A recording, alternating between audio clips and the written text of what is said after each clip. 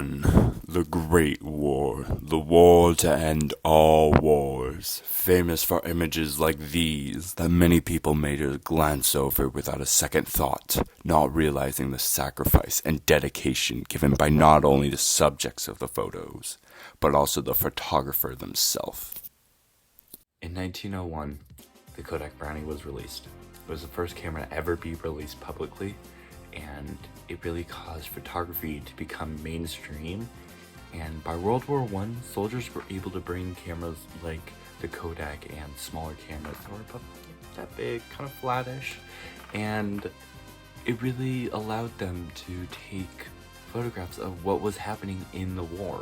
Like, if they were in the trenches, they were able to take a photograph. Like, there was a very famous photograph of soldiers in a trench. And then there's also photographs of like when there's peace and they're just chilling. There's also photographs of that, and it really gives us like an in-depth view into what was happening during the war and the different conditions that the soldiers had to go through. Honestly, that's all I have right now. I'm gonna pass it on to my friend Noah. Personal cameras weren't allowed, but soldiers brought them anyway. But there were many photographers working to bring images of the war home. They would lay down like this with their camera trying to get the perfect shot without getting shot. And for a time, no photographers were allowed at the front, which led to quandary and pressure on the authorities. Later, official photographers were appointed by the military themselves.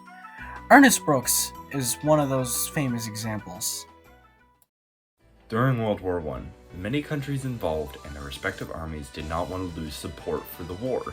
Because of this, they would appoint professional photographers to take photos of the war that would boost the morale of the citizens. Most of these photos were of the aftermaths of the battles. And the reason for this is that if the photos were taken of the battles, it would show all the death and the horrors of war. And even though that they were taking photos of the aftermath, they would also do more things. They would get rid of the bodies, they would sometimes stage it, and this gives us a very skewed view on the war. But there were also other photos taken by soldiers and photographers that weren't officially appointed by their respective countries. And they give us a really personal and real outlook on the battles of World War I and the different conditions that the soldiers had to go through. As Jimmy Hare, a photojournalist, once said, "To so much as make a snapshot without official permission in writing means arrest." It goes without saying that photography is used every day to capture moments in time. Times of joy, times of love, times of remembrance. And now we remember World War I and the moments captured by soldiers and photographs alike.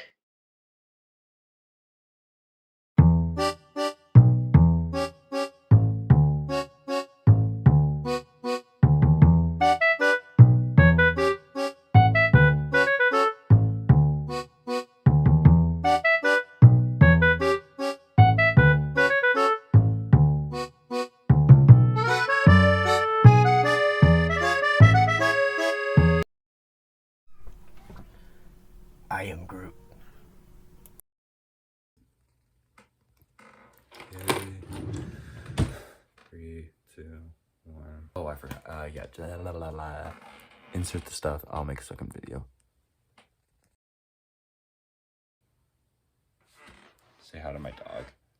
It's very cute. Why did I say it like that? Well, anyway, I'm done. Oh my gosh, I'm done.